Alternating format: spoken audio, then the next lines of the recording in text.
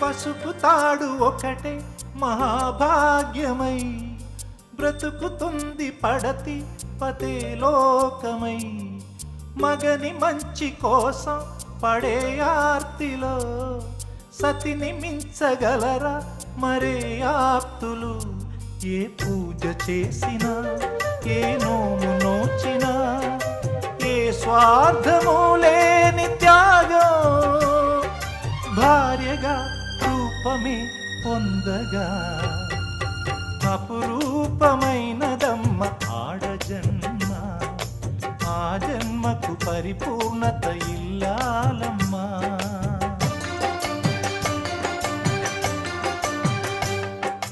అపురూపమైనదమ్మ ఆడజన్మ, ఆ జన్మకు పరిపూర్ణత